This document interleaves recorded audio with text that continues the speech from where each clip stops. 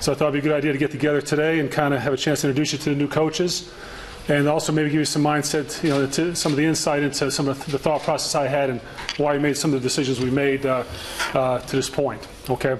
When the season ends, as I mentioned in our last press conference, evaluation starts the day after. Whenever your season ends in the NFL, the next thing you're doing is what can we do better? What were the problems with the year before? How do we get this thing going where we win the Super Bowl like just happened a couple days ago? That's every team's quest when the season ends. The first step, as always, is the coaching staff. And so that's obviously where I started. And so what I thought I'd do is talk a little about, as you can see, the offensive coaches first up here, talk a little about the offensive staff, and kind of what the thinking was there when the season ended. As you know, I made a change. I let our coordinator go during the season with five or six games left in the season. I thought a change was necessary. I made that. So when the season ended, Rustin and I got together with Coach Loggins, basically to interview him officially for the opportunity to be the coordinator going forward.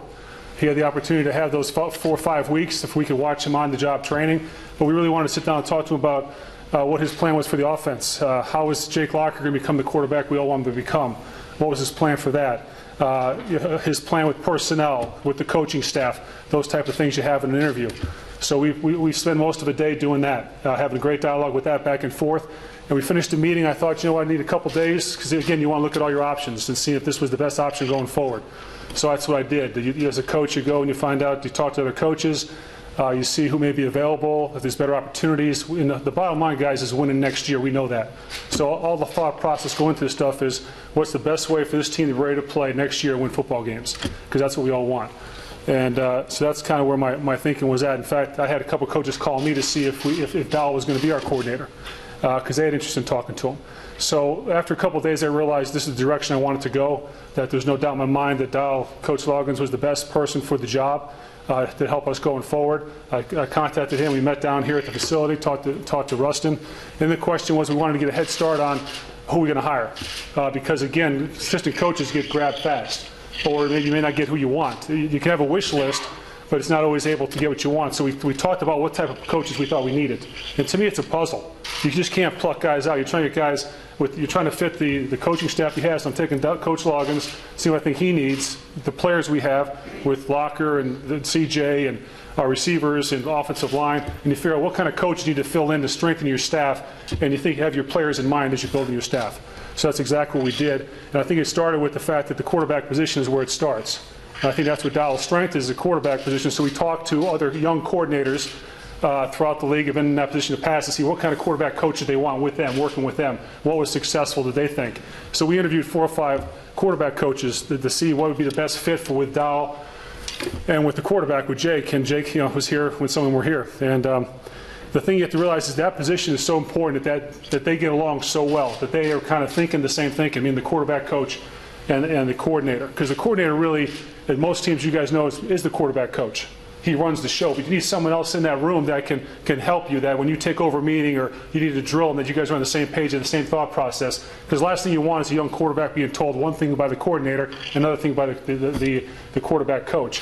So after interviewing 4, I thought the guy we had on staff, Dave Ragone, our receiver coach, was probably going to be the best candidate. He interviewed, and he definitely was the best candidate to be the quarterback coach. He fit all the things I talked about just there a second ago. His energy level, his knowledge of the game, the position. He knew the receivers very well from coaching them. He knew their strengths and their weaknesses to help the quarterback's point of view in that. Him and Dowell had a great working relationship. Just go on and on and on. He went through drills. He watched tape. He evaluated what he thought Jake and Matt did well. Just very, very great interview. But the problem was you can't take one good coach from one spot and put another unless you feel you have another good coach to take a spot. So our thinking was, who's going to coach receivers if we move Dave? And the first guy we thought about was Sean Jefferson.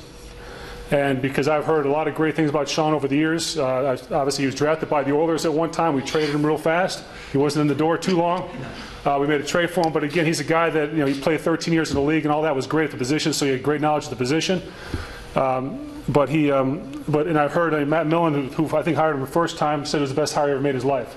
And we've heard about Sean over the years. We all know, Coach Calvin Johnson, some of the other guys, and the great work he did with them. And so we reached out to him. We saw his contract. He didn't sign his contract. Is what we have to look for as coaches. So we knew that we had a chance to talk to him. That's what we did. We flew him in. We spent time with him immediately. I knew right away his intensity. His love for the game came out when you talk to the guy. You'll find that out. This guy's a passion for what he does. It means a lot to him. He's gonna demand things be done the right way in that room.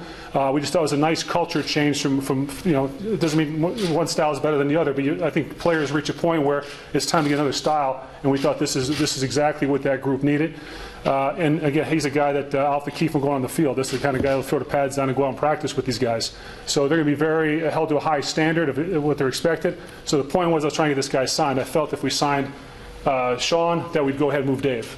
All right, so then that took a little while. It doesn't just happen overnight. So meanwhile, we're interviewing other positions, the tight end position, the running back position, and then things kind of fell into place there. And Sean called and said he loved it. He was excited about the job. He thought it was a great place for him to be, a great challenge for him. He said he'd take the job, so we moved those 2 spots. Sean became the wide receiver coach, which we were really excited about, and Dave went into the quarterback position. So we were able to stop interviewing there and kind of move forward with the other spots. Looking at the staff then, the thinking was the tight ends. You watch games on TV, you watch the playoff games, guys, and what stands out is the routes being caught underneath. The underneath routes, the tight ends, the running backs.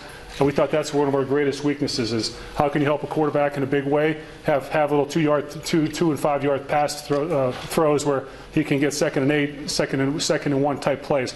We kind of struggled with that in the past with distribution, the underneath stuff.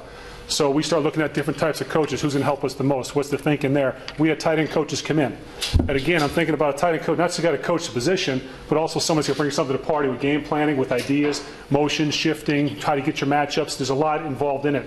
The first guy came to my mind, even though we're interviewing people, was Coach Henshaw. George had, I started coaching the league at the offensive line when George came in, I think in '97. He helped me in a big way. He was probably the biggest help to me in my career as a coach, having him on staff at the time.